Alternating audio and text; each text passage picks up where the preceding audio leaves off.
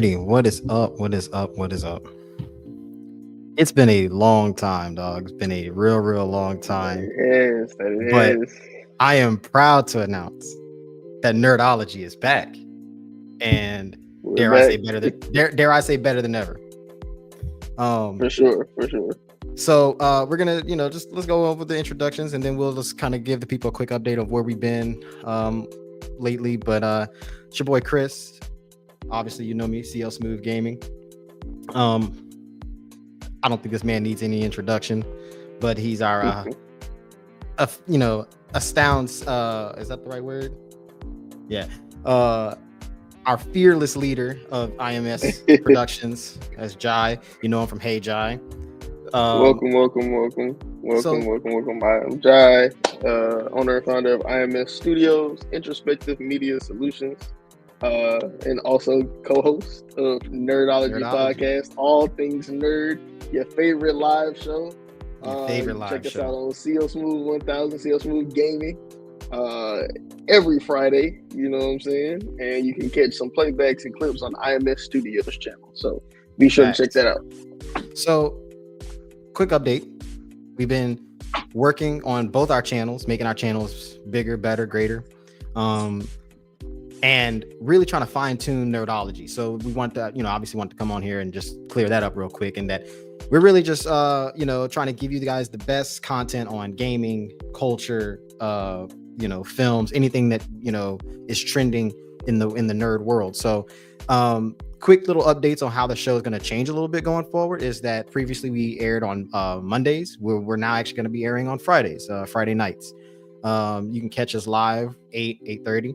Show's going to be a little bit shorter. It's not going to be as long as before. So we're changing up the format a little bit, but we're still going to be hitting some like hard hitting topics, all the trending topics that we want to talk about. And obviously none bigger than the full show that we got today. So, Jai, tell the people what's been going on with you and IMS. Right. So IMS, we are revamping new episodes of Hey Jai. We'll be starting either next week or at the beginning of April, still finalizing that down. Got a couple of technical things done with the channel. We brought back the NIT podcast, aka Now Is That, with the 360 boys. There's T-Mel and B-Roy. So brought that back. It's just your go-to group chat podcast, man. We're talking about everything, current event, culture, just tomfoolery, sharing life experiences. And of course, JTS After Dark, we're in full effect. Check out our free agency episode where we dive into the opening days of the NFL free agency. We're coming back with that. That's going to have an episode drop every Wednesday, talking about all your sports update knowledge. We got March Madness going on right now. NBA playoffs right around the corner, so you want to tune in for that JTS After Dark. Follow IMS Productions 2023 on Instagram. Subscribe to IMS Studios on YouTube, and all links and affiliates of IMS are going to be there. So go give everybody a follow, give everybody a shout. Check out the content, man. It's real versatile here at IMS. Of course. And hey, if you got any editing, production, or you want to get a show off the ground, DM me at IMS Productions 2023. Tap in. We're here to make that happen. So go ahead, tap in, man. All righty. Well, without further ado, I think we should get started with it. We're going to label this season 2 of Nerdology, and we're going to be coming to you every week with this. So we got some big news that dropped just literally yesterday. Assassin's Creed Shadows is out. I mean, we've been talking about that pretty extensively. Yeah, finally. It was delayed. Since the first episode of Nerdology. Since the first episode, you're right. Like it's crazy because like I remember when we first discussed it, we were talking about how it got delayed. And there was a lot of like discussion about that, whether or not how much pressure is the developers under to make sure that this game is great. And by all accounts, from what I've seen, from the reviews that I've seen, I mean, I think the developers might have hit with this one. All the reviews I've seen have been fantastic for the most part on this game. So I think we got a winner Assassin's Creed game. And another thing that I think we talked about previously was how much like pressure is the whole company under, knowing that Assassin's Creed is their main staple franchise, and they've been on a downward skid lately. So to see that this game, one day out so far, but the reviews are positive from both critics and players, users, I think is a good sign. So, what are your initial thoughts on it from what you've seen? Absolutely. I've been trying to avoid watching any gameplay of it because this is a game that I'm looking forward to experiencing through for the first time. But every clip I've seen, I haven't seen anything buggy, haven't seen any complaints. I believe IGN had the same rating score as Ghost of Tsushima. So, for all the people crazy. that are there's been a trend whenever it comes to things that are in pop culture of I'm just going to automatically dislike it. If they had a bad rep before, I'm going to automatically say that it's bad, especially in the gaming community. But for it to have the same review by the official critics as Ghost of Tsushima, and that's considered one of the greatest games of the generation, it's going to be hard to hate this. Like I said, I haven't seen anything bad from it. Every negative review I've seen from it has just been from people trying to say that, it's a woke game or anything like that. And from what I understand, if you have a problem with Yasuke, that the gameplay time for him is extremely small. I think it's probably 30 minutes from what I hear. So you're not even playing with him often. They had to put in a patch. Ubisoft even put in a patch to protect the sacred landmarks. So for those people trying to say those was on there, which protecting sacred, historical landmarks has never been a thing in Assassin's Creed. Never. I remember in Assassin's Creed, what was that? Assassin's Revelations? Creed 2? 2. Not I think that's the one where you beat up the Pope. It's been so long, bro. I'm not gonna lie to you, Yeah, but bro, that's never been a thing. But everything that I've seen from the people who are just objectively interested in the game, man, just been nothing but good things. I'm excited for it. I've seen a review that said this is the best Assassin's Creed since Black Flag, which to me I've seen that was too. the last true Assassin's Creed. So hopefully it gets back to its roots of being an assassin. So that's actually an interesting point. That's actually a quite interesting point. I actually saw that review as well, that it was one of the best since Black Flag. Black Flag was phenomenal. But that is an interesting point, is that, so one of the things that I was reading about that the developers really wanted to hit on was that there was obviously there's two protagonists in the story, right? And both protagonists offer a completely different feel and vibe to the gameplay experience, which I thought was unique. And the fact that they were able to pull that off and get positive reviews out of that was great. So I mean, just to dive into it, so obviously the two protagonists we know is I'm hoping I'm not butchering these names. I'm bad with names, but Noye and obviously Yasuke are your two main characters. Both of them, we're seeing clips of Noye right now. So basically, she just, a little backstory about her. She comes from a line of ninja assassins, a very proud clan of ninja assassins. And her whole story arc essentially is just protecting her clan, honoring her father's legacy. Her father was like a big time ninja assassin. Obviously, we know Yasuke's story being from Africa, coming to Japan, feudal Japan, and working for a criminal warlord, basically. And what's unique about these two stories, I think, that the developer said that Noye's combat style is more of your traditional Assassin's Creed, lurking in the shadows, stealth, the traditional gameplay aspects that we've seen from historical Assassin's Creed games. And then of course Yasuke is a little different. He's more aggressive, he's more brute force, head-on combat. And I mean, I haven't played the game yet. I will play it this weekend, but to me that just shows that the developers were really looking for, how do we make this game innovative, fresh, while still honoring the grassroots that got us to where we are as a franchise. And so I can truly respect that. And I'm just hoping for great gameplay. But from what we're seeing, it looks phenomenal. The graphics look phenomenal. I just can't say enough about the job that they did, considering that the game was delayed. Exactly. And I believe we talked about it when it very first came, but I have no problem if you're gonna delay it, make it right. Make it right. We gave a lot of grace to GTA for being delayed for as long as that was. So I think that they had to get this one right.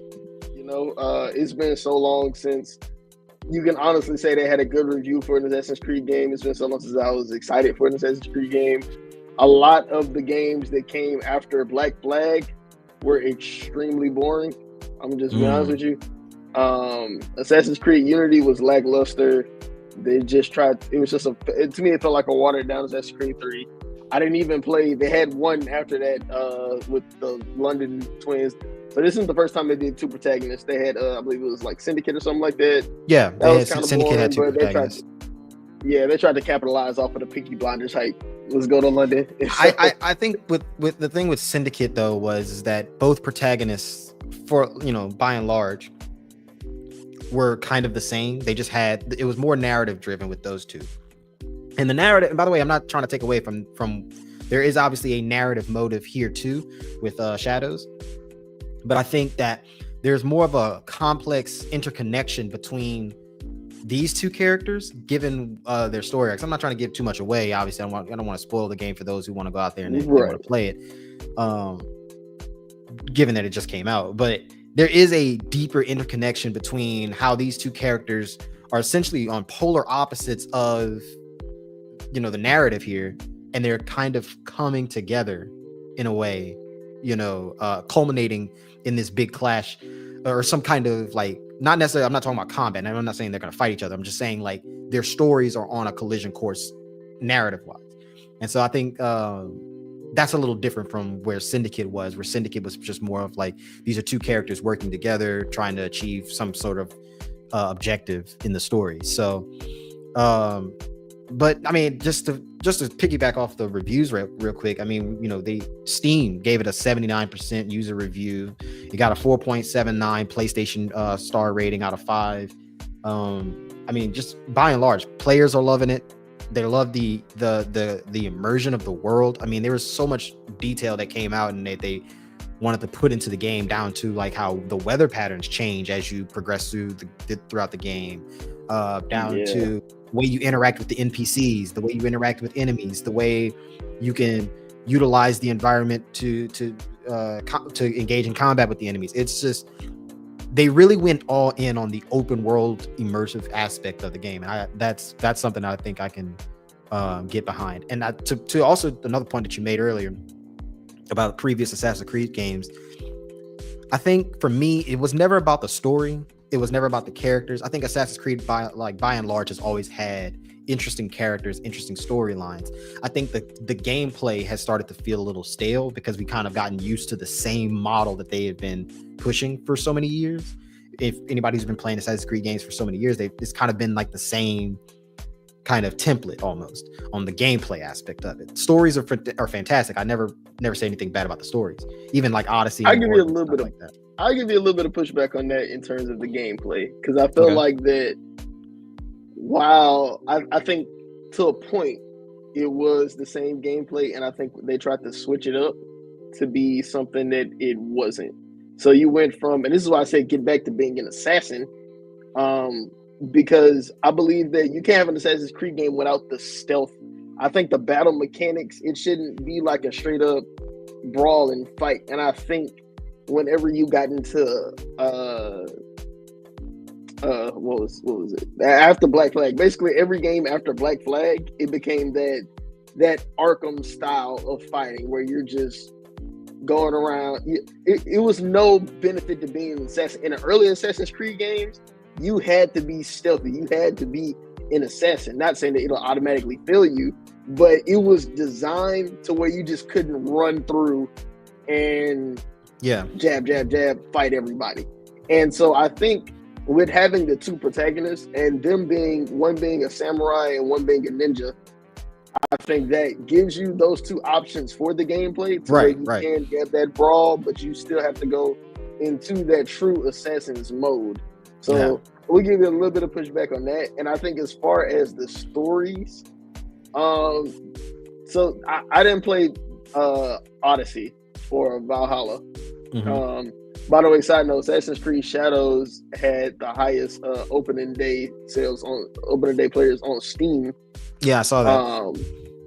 since Odyssey, so that's good there. But like the last one I played, getting back on track, the last one I played was Origins, and I thought that story was gonna be a lot more intricate. It's supposed to be the first assassin. You get how the eagle eyes and stuff go, and it just felt very boring. It just felt like typical side mission. Oh, beat this wave, beat this wave, beat this wave. Okay, boom, you got this boss. Run around, find this, do this. Like, I felt like you didn't get the chance to. The whole premise of Assassin's Creed really is you being in modern times and immersing yourself inside a some historical context into that time, into that time period. And I felt like that's something that they lost.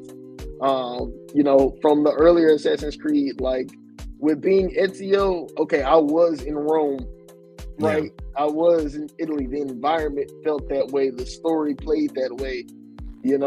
Assassin's Creed 3, I was in the Revolutionary War. Assassin's Creed 4, I was a pirate.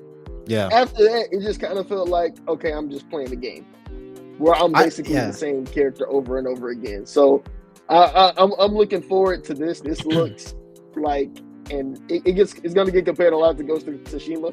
I think so. Same setting. Same setting, the feudal Japan era. But I don't think that's a bad thing. For it to have the same reviews as Ghost of Tsushima did an excellent job of putting you in that mode, in that setting. So hopefully Assassin's Creed can kind of return to his roots and take the mantle for being that type of franchise again. You're looking at, like, right now we're looking at Yasuke's fighting style, and it's just, man, look at this. This is ridiculous how it looks clean. It just looks like it's going to be a whole lot of fun to just really just be a samurai. That's a thing that I think, like, you brought up a great point, and I 100% agree. And you actually kind of changed my mind a little bit when you pushed back on me. I do think that, like, offering two different styles to the players, because obviously we know that there's some players who are going to say, well, I prefer this style here. I want to be the stealthy ninja and sneak around and take down my enemies one by one and kind of really play almost like a chess match with the game, essentially. And then you're gonna have the players who just say, you know what, man, I just want to take a sword, I want to take a katana, and I just want to just go in there and just want to whack dude. Hey, that's and fine. And the fact that you can change between each characters interchangeably, it just offers like such a wide range of gameplay in one game. So well done, well done to the developers. The game has great reviews. It looks great. And man, I just can't wait to get started playing it. I'll probably start playing it. We get some clips out there for you guys pretty soon. But so we're gonna set that aside. I'm pretty sure we're gonna be talking about Assassin's Creed as the game continues on. Maybe we'll see as more reviews come out, as more people start to play it over the next couple of weeks or so. We'll talk about that more. Absolutely.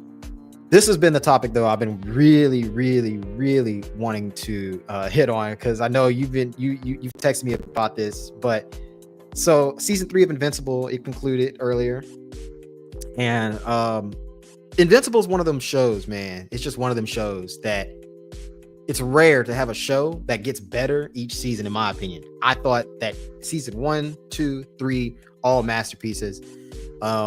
And what's crazy is that I didn't really know a whole lot about Invincible before watching the first season. I think it came out in 2021. I wasn't one of the people who read the comics. I know a lot of people who did read the comics, and credit to them. It made me read the comics. I'm not gonna lie. After the long hiatus between season 2 and season 3, I said, nah, I'm gonna read the comics. I read all of them. So you did. So okay, so that offers a unique perspective. So as somebody who read the comics, compare the show to the comics, and what, like, how close, similar are they, and what are some of the key differences? It's very accurate to the comics in terms of what stories are being told, because I think whenever we see a lot of animation, and whenever it comes to Western animation, so I'm compared to cartoons and superhero cartoons and anime, right? So whenever we get like cartoons like the Justice League and Static Shock and things like that, they'll have their own adaptation of just stories, Mhm. But clearly, the cartoons, the animated series are doing their own thing. It's never a one-for-one animation adaptation, right? And then Right. you'll get animes where 9 times out of 10, it's essentially just animating the manga book, right? Right. But I think with Invincible, where it's different, is that it's doing an accurate adaptation, but it's going out of sequence. Mhm. And sequencing in a way to be more digestible for TV seasons, which I do like. So it's not just bombarding you with a lot, because in the comic books it's tragedy after tragedy after Yeah, yeah, tragedy, yeah. and so you get that a lot. It's probably about 95% accurate. Some people that died early on became like key characters, and vice versa. Like Shrinking Ray, the girl that can shrink. So remember in Yeah. season 2, she was eaten by that thing, but she Komodo dragon. survived. Yeah. Yeah. In the comic book, she was eaten and she was eaten. That's it. She didn't come back. Out of it. That's you know? wild. Okay. And Okay. then so Rex was the one that survived, and now this Now one Rex died. Rex dies. So Just for the record, by the way, there are spoilers. So if you haven't seen it, which yeah, and no, yeah, if you haven't seen it by now, like go see it. It's fantastic. You've seen it. I was late. I will say this. I was late. I didn't watch it I didn't watch season 3 right away, but I finally caught up. I caught up this week. So but no, so my perspective on season 3 from what I took away from season 3 is every main characters at some point throughout the season, their moral code was just brought to the brink, like tested, right? Everybody, none bigger than Mark. I think Mark's he was the one who was like obviously being the main character. He was pushed to his absolute limits, and just Mark's moral code kind of made me ask some questions, right? Like, so we know Cecil, right? And we know how Cecil operates. We know who Cecil is and his character. And one of the things that I thought was an interesting dynamic between Cecil and Mark is that like Cecil's whole purpose is to protect humanity from threats like Mark. And I know Mark's a superhero, but we all thought, I mean, from the perspective of humanity, Omni-Man was a superhero, and look what he did. So I think Mark's biggest fear, obviously, is he doesn't want to become that. He doesn't want to give in to like that Viltrumite urge to just, be as powerful as can be, conquer, all that kind of stuff, right? But you saw it in season 3 that the more he you saw it from the end of season 2 when he thought that he had killed old boy Astrum, right? And when after he killed him, like once you kill that first guy, now it becomes easier. Mark had his moral code, or we don't kill. But then he started realizing once you kill one, it gets easier to kill the next, and then it gets easier, and then it gets easier, and the next Mark is ripping Immortal's head off and all that kind of stuff. And it just, you saw his character as the stresses of life and being a superhero kind of compounded on him. Man, it was so well written to see, or well written from the show writers to see how he was breaking down at his core, at his person, in his personhood. I think his humanity was breaking down, but I think this also kind of opened up to him understanding his father more. Oh, absolutely. Yeah, because everything that his father did, he justified it by saying this is for the good of the Viltrum Empire. And every time Mark had to kill, he justified it by saying this is for the good of humanity, because he felt that he was more human and Viltrumite. I love that right now we're showing a clip of not the season finale, like it's part of the season finale, was the Invincible War, where they had all the variants of Invincible come. That was such a great scene too. I love that. All the heroes, which shout out to, I can't remember the voice actor's name, but he did every voice. And the fact that he gave a different inflection, different tone to kind of match what each character did, or their personality type was like. So you had the one that was just like Omni-Man, he was a little bit more serious. You had the one that was, a little bit manic. He gave that voice inflection. Shout out to the voice actor. Just a little aside. So in the comic books, this is actually a crossover with other comic books at the time. So instead of just all the Marks coming in and just fighting the Invincible heroes, you would go have them go into other comic book series. It's kind of like a crossover spinoff, and they will be fighting those heroes as well. So they'll go fight a Marvel hero or I forgot what the series was called, but I think he owns it now. But like just different random heroes, that more popular heroes that you'll know. And so I thought that was a pretty cool little tidbit there. But what I did like about it, because like we mentioned, this whole season was Mark kind of changing and becoming more like a Viltrumite. Right. You see, or rather, not necessarily more like a Viltrumite, but his kind of codes being tested. You see with all the variants, the different aspects of what Mark could have been.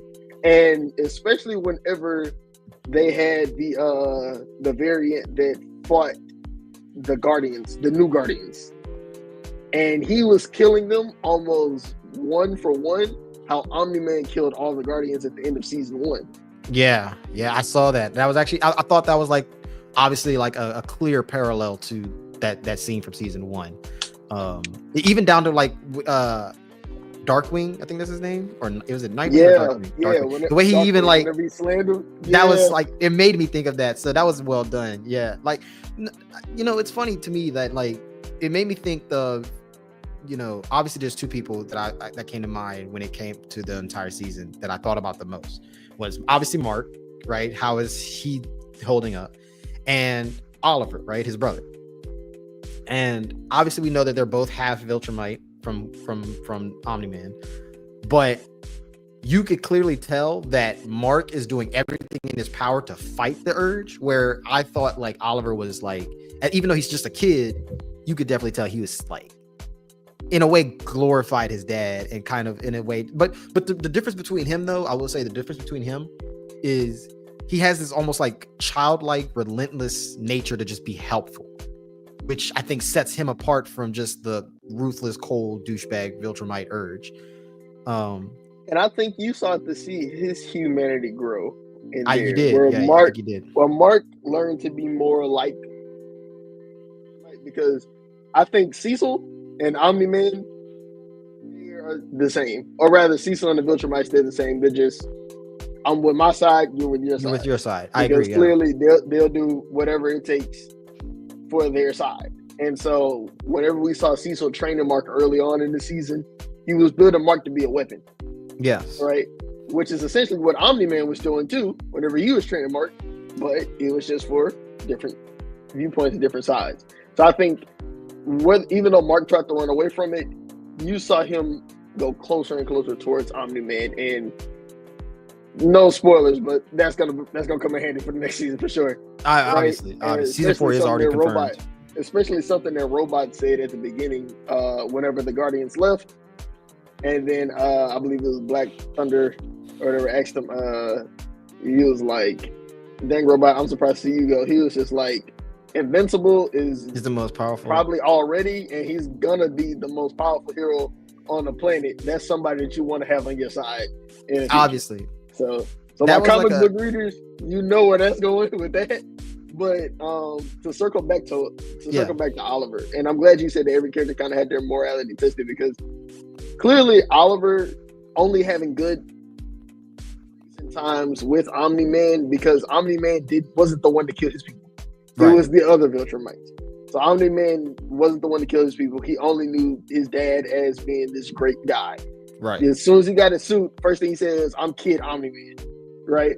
And he didn't understand that. So he was very Viltrumite minded. And I think him, towards the end, he became more like Debbie, to where he became less of, I have to kill my enemy versus, okay, I have to go help these people.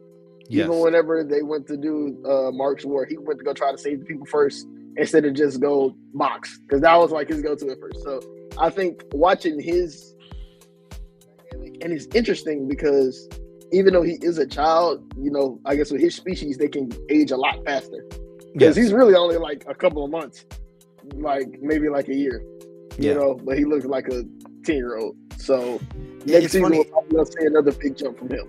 I think you brought that interesting point of that's why I had those two in mind whenever I was watching the season, is that they were basically just going in different directions. Like Mark's becoming more of a Viltrumite, like you said, whereas Oliver was becoming more human, or gaining more humanity as the season went on. Because I mean, let's just think about when I guess this will be a spoiler alert, when Oliver killed the Brawlers. Man, like you saw the Viltrumite it was just pure Viltrumite in that moment. Like that was all Viltrumite from Oliver, even as a kid.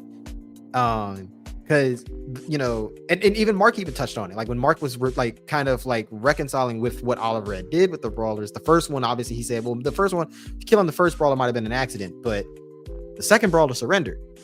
And so we know what Viltrumites do. What they're known for doing is that they surrender. There's no such thing. So like, I think that was his story arc, was just gaining humanity. But then Mark, you saw like towards the end, which was very significant, is after they fought Conquest, Mark basically tells Oliver, hey, you were right. I mean, I think we gotta, some of these people gotta get put down for good, Yeah. And that's when I'm saying, okay, there we go. There goes the Viltrumite coming out of Mark. And so it really, I think this season, like when I say pushed Mark to the brink, I think it really tested. He contemplated, is being a hero worth it? Because I mean, his whole life is dominated by this hero thing, and I think that's kind of, if you're gonna be a superhero, that's kind of the theme, right? So his whole life has been dominated. He had to drop out of school. That's another reason why I think him and Eve worked out better than him and Amber, because Amber would never, as a human, Amber was never gonna be able to relate and understand him and relate to him. Whereas Eve can at least, not only are they a good duo and they're a good partner, but she gets the hero side of it. She gets the hero side of it. What comes before it, but I really like that you said that it was like Mark was really stressed out as a hero, because it's like, man, he got smashed through those people twice, and then I would say one, like the face smashing through. I think the one with Conquest is way worse than what. Dude, that Conquest fight was epic. Like that should have me on the edge of my seat watching that, because I thought, like, I knew Mark wasn't gonna die. I know they were gonna kill off Mark. I fully expected them to kill off Eve, and she came back strong. So like, Eve is OP. She's OP. She demonstrated how like OP she could truly be. She's like, you know what? Hey, I'm just gonna put my whole body back together. Like all right. So let me ask you a question. Go ahead. We were talking about Cecil and how Cecil and Omni-Man are kind of two sides of the same coin a little bit. One's, just fighting and advocating for their own side. But Cecil, there's two arguments with him that I've heard on both sides. And for the record, I'm with Cecil. Like, I agree with Cecil. I think Cecil is justified. Actually, believe it or not, I was talking to a buddy of mine earlier this week. We were watching the seasons. And he agreed with me. Like, Cecil, to me, I think Cecil's just a man who's willing to do the tough, like the tough thing for the right cause, right? For the greater good, if you will. That's how I view Cecil. But you have other people who view Cecil, or viewers, who will say, oh, well, he's just using these superheroes, turning them into weapons, and then discarding them once he's through with them, and that makes him a terrible person. So I want to get your take on, what is Cecil justified in your head of all the things that went down? I'll do you one better. So I'll answer that, but then I'll follow up. All so right. I think that yes, but I also am one of the people who kind of believe that Omni-Man was justified. Ooh, right? That's crazy. And that's only because I get the sense of, if you look at it from a holistic point of view, everybody has that kind of sense of, we'll call it nationalism on a bigger scale. In this case, it's species unity, I guess. Cecil wants to make sure that the human race is protected against all threats. Right. Whether that be superhuman, whether that be alien, whether that be monster. So or human. Or human. And that's his goal. That's his goal. And he's doing it by any means. Yeah. Mark, and this is why I was getting kind of frustrated with Mark, because it's like, especially whenever he was like with the problem with Angstrom Levy, Mark seemed like that he only saw the severity of it whenever it hit close to home, rather than saying, obviously, hey, this person needs to die. You saw what happened in Chicago with your father. You saw what was happening with Conquest, where all those people were dying. The guy, Powerplex. Mm-hmm. Mark could have took him out beforehand, but he wanted to talk and do all that, and then it ended up getting. Now, granted, that wasn't entirely Mark's fault of the guy killing his wife and daughter, But That was you know, that was like, his fault. Yeah. yeah, but like at the same time, it's like you didn't kill Langstrom, and then they brought out all the evil marks, and they killed who knows how many people, Right. right? Right.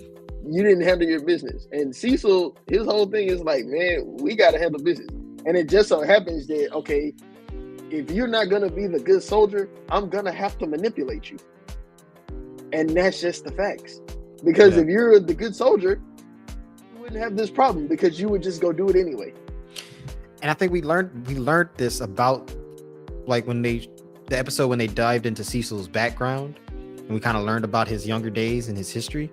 I think that episode really did a lot for his character, understanding where he's coming from. Like, because before that episode, there's a lot of, I mean, certainly for myself, I saw him more as just this cold-hearted prick almost, and it was that episode that really changed my perspective on Cecil, because then I started to realize, oh, wait a minute, this dude, obviously, his whole, like you said, his whole thing is, I have to protect humanity at all costs.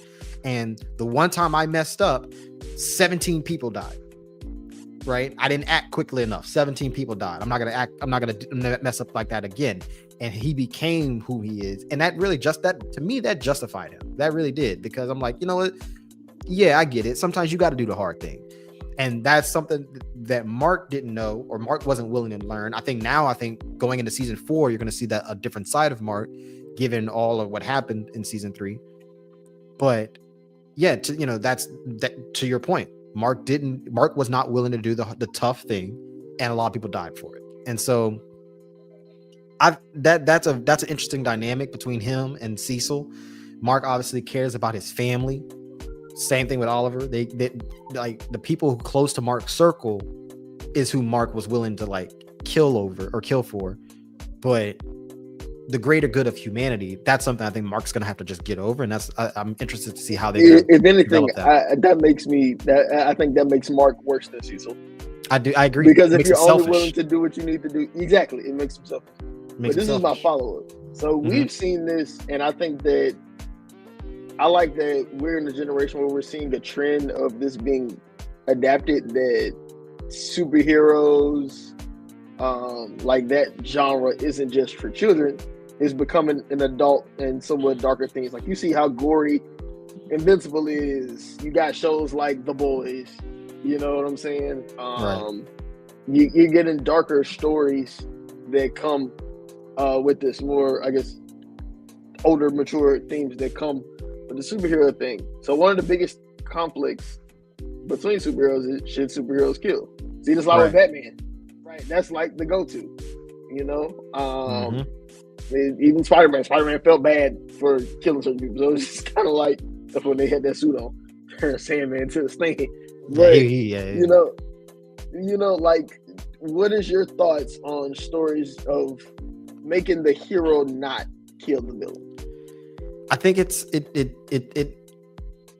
a good moral dilemma, right? It makes for interesting conflict.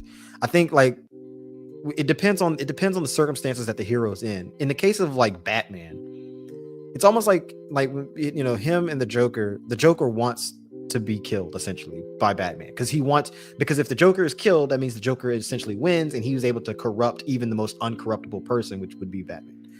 So I get that point.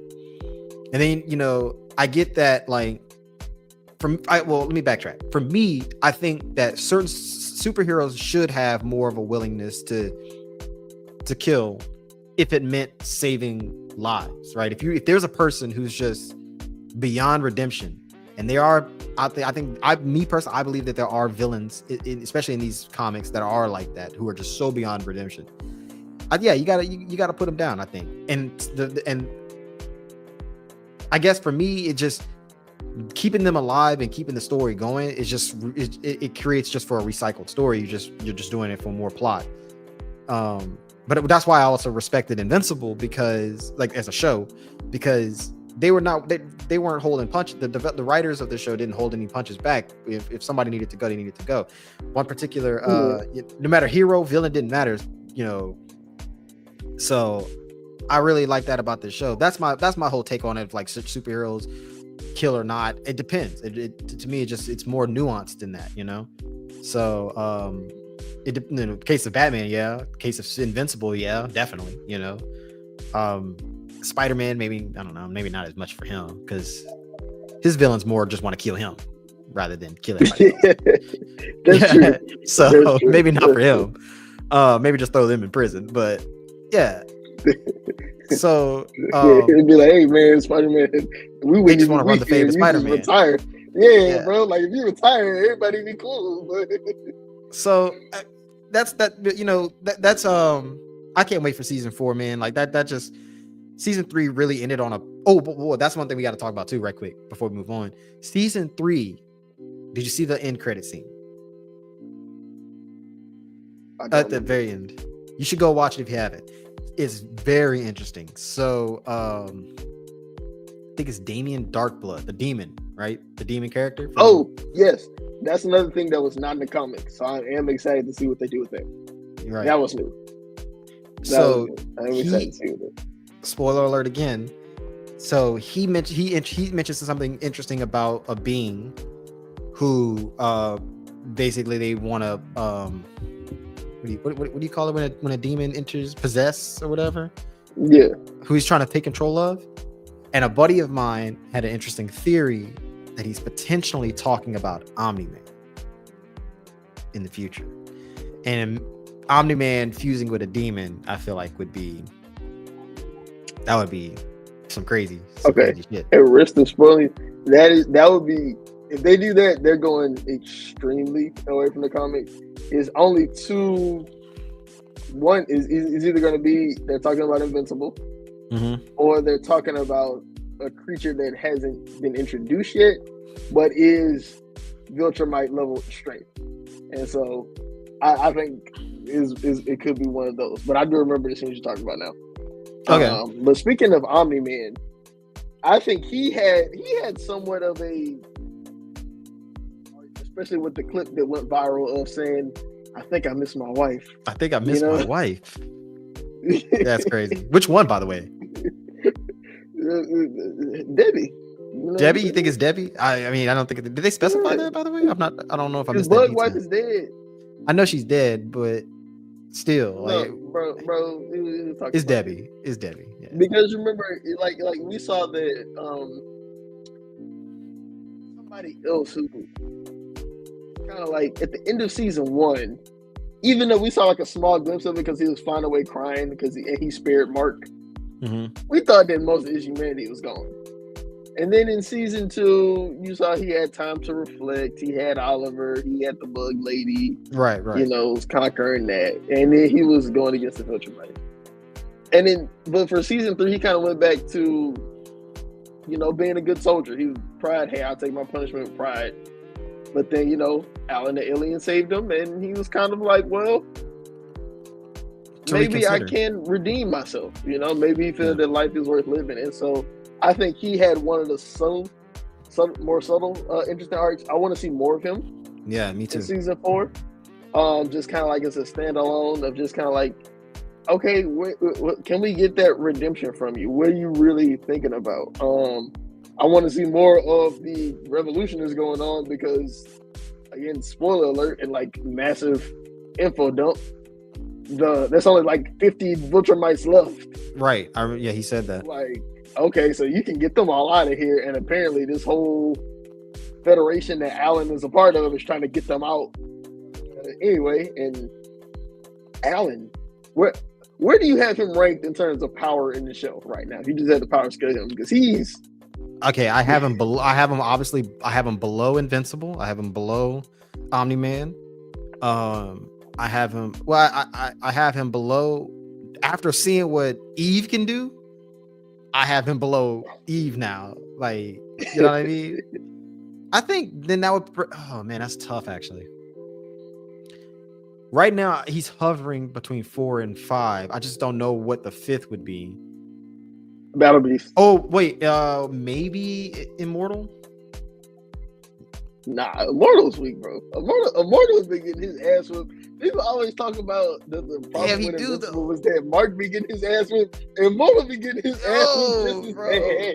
He do I've though. never seen somebody kept getting decapitated so much. I think that's the bro. joke. I think that's the gag. Is that he keeps getting decapitated. Him and the duplicate girl, Yeah. they get murked.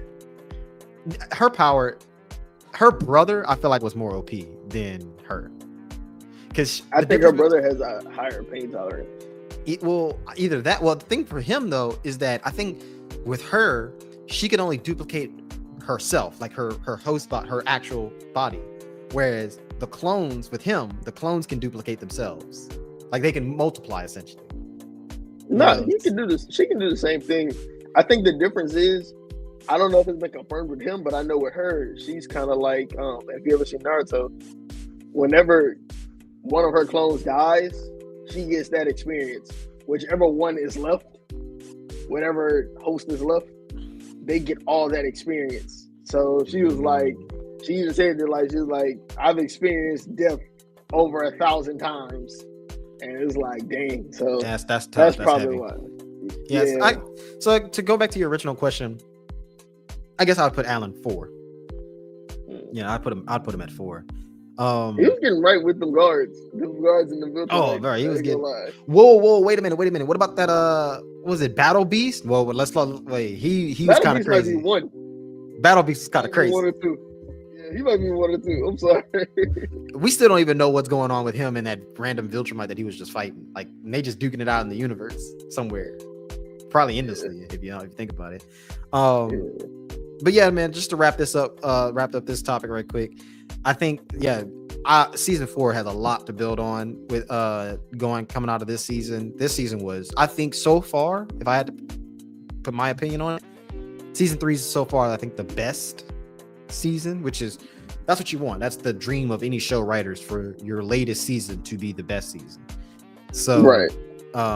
It's the best season for me so far. It really did a lot. Saw a lot of character growth, a lot of character development, a lot of arcs that Rex's death hit me kind of hard because you started to see his growth.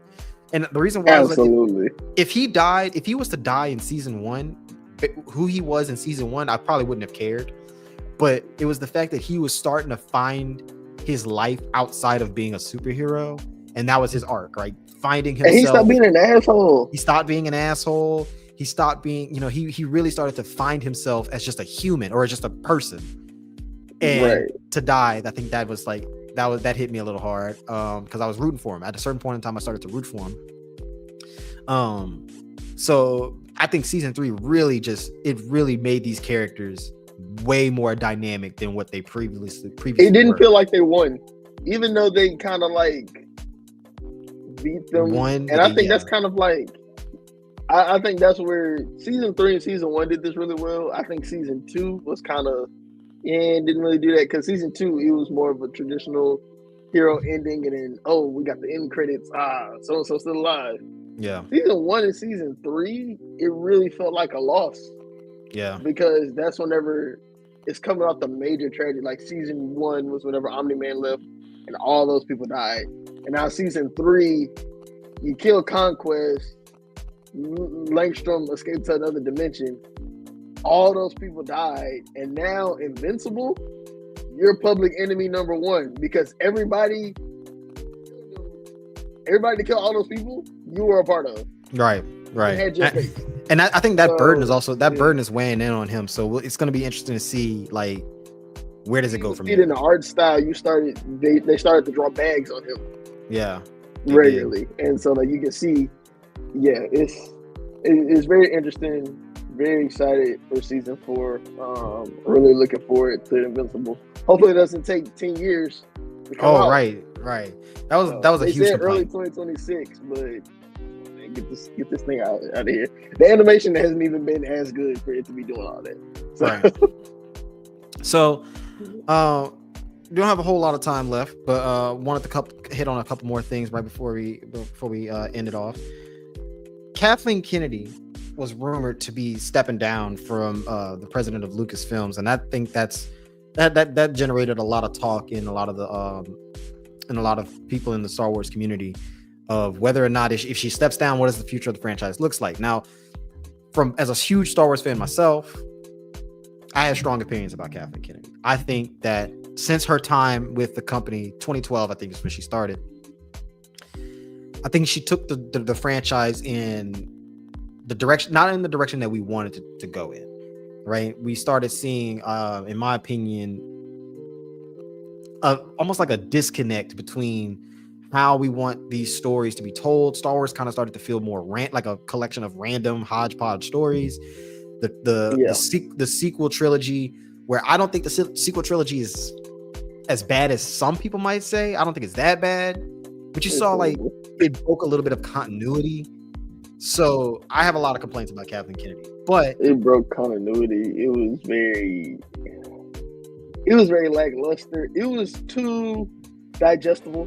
It went from being Star Wars great, was that it was one of those things that if you liked it, you loved it. It wasn't made to. Star Wars was never this is on TV, I'm gonna just watch this because it's on. Star Wars is I want to get into Star Wars, so I'm going to watch it. Right. And then if I like it, I'm going to watch all of them. The last trilogy wasn't like that at all, man. It was so digestible. Her biggest mistake was Space Movie 1, 2, and 3. Space Movie 1, 2, and 3. I think her biggest mistake was just having two different directors direct the trilogy. Like if you were gonna stick with JJ, if you chose JJ Abrams to direct the first movie of the trilogy, then you got to ride it out with him. Like, in my opinion, like JJ Abrams got to do 7, 8, 9, right? But then to have Rian Johnson come in and completely flip it. So now the trilogy is going in a completely different direction. And then you get rid of Rian Johnson, you bring back JJ Abrams. Now JJ Abrams got to like try to reinstall his vision. But mind you, the 8th movie's already out, and we can't just erase that. So that was a big mistake, is bringing on two different directors. Cannot tell you what her thought process was. Only she knows, I guess, and the people who make those decisions with her. But there was just a lot, like, for me, lack of character development in not only just the sequel trilogy, but in projects later on thereafter. Mandalorian was really, really good. I'm gonna draw the exceptions there. Mandalorian and Rogue One was great. Rogue One was the best of anything that Disney's made when it came to Star Wars. Yes, absolutely. And I think with the direction that Kennedy has kind of brought the franchise, we've lost connection to deep lore, with the minor exceptions here and there. I think that they could do so much more with like the Legends lore and content. And I think fans are hoping for that. And I also think they botched Ahsoka for me. As someone who watched, as someone who watched the Clone Wars as a kid, like 2008, 2009, watched the Clone Wars series, I was excited to see Ahsoka, and hopefully we could delve more into her, but I just didn't like how it was executed. I didn't really like any of the Disney Plus shows outside of The Mandalorian, and so it was just you didn't like Obi. I thought Obi-Wan was okay. It was not. It could have been a lot better, but I thought it was fine. I thought it could have been a lot purpose. Better. And that's what I'm saying, to where like it wasn't bad. None of them were bad, but if you're a Star Wars fan, so much. It was like chicken and broccoli. Like eating chicken and broccoli. Like it was just plain. Like, no, I want the real Star Wars shit. I want you to get real into Obi-Wan. I want you to have to be a fan of the series to know it, because that's what Star Wars was. That's what it was in the first trilogy. That's what it was in the prequel trilogy. It just seemed like that it lost it. And I blame Kathleen Kennedy. You kind of can, but pretty much, and we kind of saw this in Marvel too. Whenever Disney got involved, creativity scale became less core fan into general audience. And I think because like Disney's whole thing is like, we're just trying to sell this to the masses. We want to, it's, that they're trying to appeal to as many types of people as possible. And yeah, that does kind of, in a way, it does kind of hurt the product a little bit. But if you were asking me who would be the best candidate to replace her, it's Dave Filoni. I think that's hands down. Dave Filoni would be absolutely my favorite choice to replace Kathleen Kennedy. We know for a fact that Dave Filoni has a deep connection with the fan base. He knows so much about both canon lore and Legends lore. He has a proven track record with the projects that he's made. I think his greatest accomplishment was giving us Ahsoka as a character. That was like his baby. That was the character that he really, really wanted to introduce during the Clone Wars series. And man, given the way she developed throughout the Clone Wars series, she became one of the best characters in the entire franchise, in my opinion. Like she became a legend, you know. So I respect Dave Filoni a lot. Jon Favreau, he's another good candidate. He would be my number 2 choice. He has a proven track record as well, given his work with Marvel and other Star Wars projects. I just think that Star Wars needs a different direction. To your point, good enough is not good enough. A lot of these projects that have come out in the recent years have been either bad. I thought Acolyte was pretty bad, or just okay. Obi-Wan was just okay. Ahsoka was just okay. Mandalorian was great, but that's an outlier.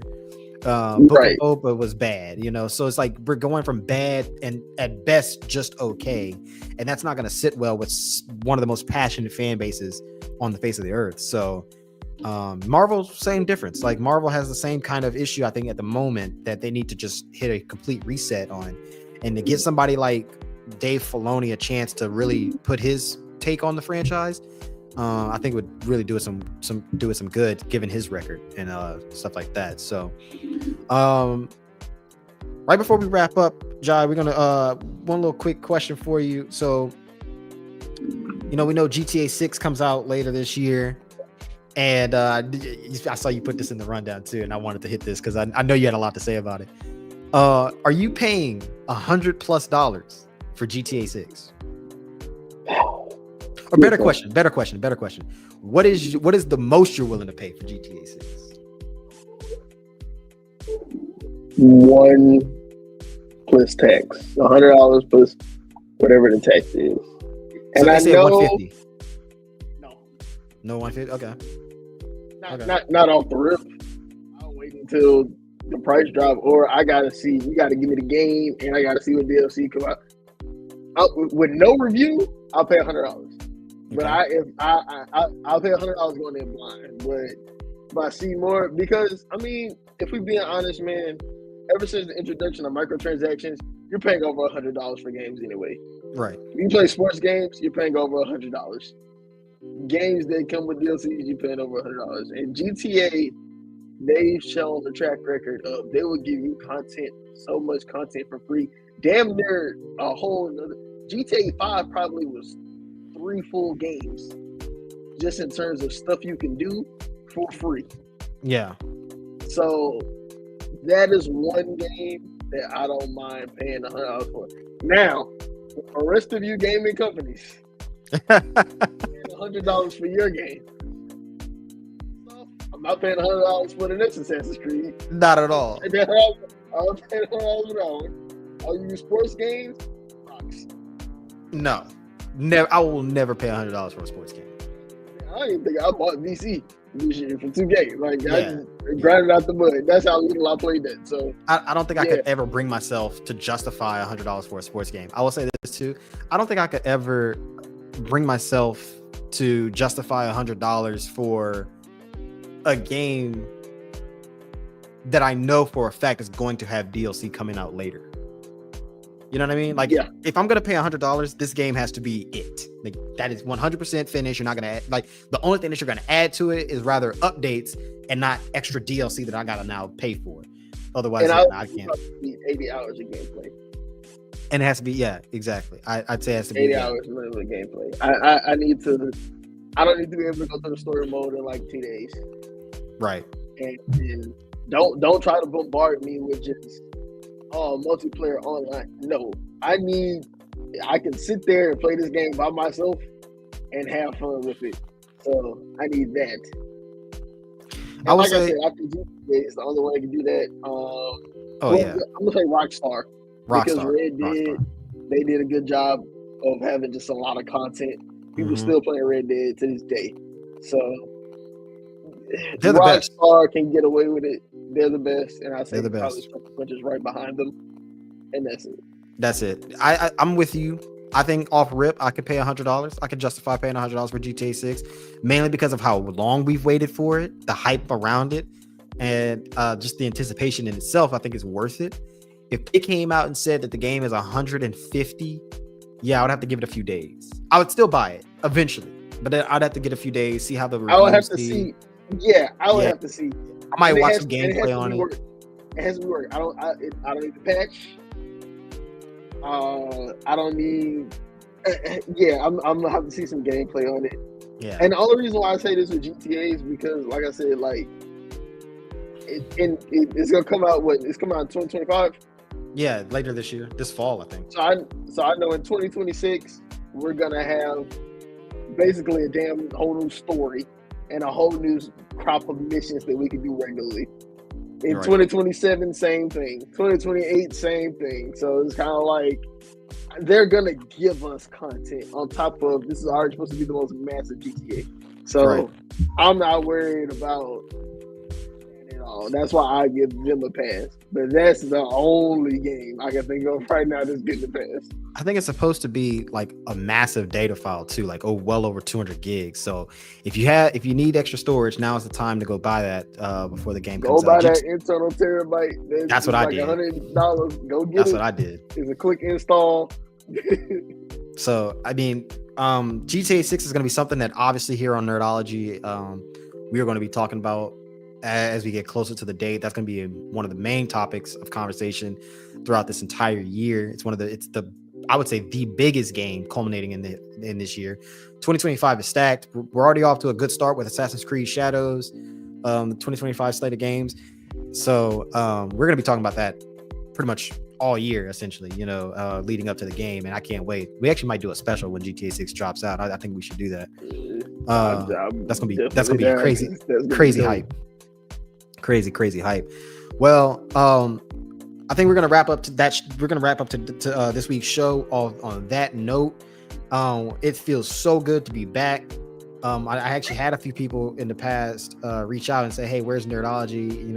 I watched and look, we're trying to grow too. Right now we're a small town. I'm a small channel right now, and I'm trying to grow, but trying to give you guys the best content. I know IMS Productions. Tap in with them. Tap in, follow them on Instagram. Follow us on Instagram, CLsmoove Gaming. Follow us on TikTok. You subscribe to our YouTubes. We got plenty of content from anything that you want. Jai, just to tease ahead a little bit. I don't know if you wanted to spoil it, but the NFL draft's coming up pretty soon, and I know I'm a gaming channel. Draft coming up, but NFL draft coming up. Mock draft episode. We did a great one last year on JTS After Dark on the IMS Studios channel. So we have the second mock draft coming up. Got a couple more heads, round robin style. Yes, sir. Real in-time mock draft. You're going to be a GM of multiple teams. You're going to have to pick and justify your pick, justify your player. It will be Pat McAfee style. So we're going to be giving you grades. We're going to give you critiques, and you're going to get these jokes off. If you make a bad pick, you will get clowned. So you will get clowned. Mock draft. All my sports heads, please tune into that. You're going to enjoy it. Leave anything in the comments that you might, want to see, your predictions, your picks, anything like that. Also, on my anime nerd note, Bleach, they dropped today. Bleach Rebirth of Souls, they dropped the game. First Bleach game on a console in years. I think since like the PlayStation 2. Right. That I can think of. So that looks pretty cool. Anime games, we're eating good this year. Well, if you want to go back to Sparking Zero, we're eating good. You know what I'm saying? So, man, Sparking Zero is dead now for me. Sparking Zero is just so dead for me now. But even with it's the hard DLC? Well, because the sweats, man, the sweats just got to me. The sweats got to me. Yeah, it is a bare bones game. I know when it first came out, I was hyped because of the nostalgia and the fan service, but it is a very bare bones game. But I think it's gonna set the mold for future Dragon Ball games moving forward on the PS5. So shout out to the next gen games. These games, we talked about it back in season 1 of Nerdology, but a lot of these games that are coming out, they are feeling like next generation games. So they're finally unlocking the power of the PS5. I'm excited for it. And I think we got some good gaming in the future as long as these studios can get creative. Right. Get creative. Except for next year. In the fall of 2025, you're an indie game, keep it to yourself. Keep it to yourself. Don't drop a GTA. Don't drop a GTA. Don't drop a GTA. Wait till 2026, bro. Just hold off for a few months. You know what I'm saying? Just hold off for a few months. It's like trying to drop music at the same time as Taylor Swift. Might as well just get that's a wrap. So look, we're gonna bring so much content to you guys to stay tuned every week. We're gonna like I said, format's changing a little bit here on out. We're gonna be doing this every Fridays, 8:30. We'll be sending out like lives. Look out for clips on social media. Keep following us.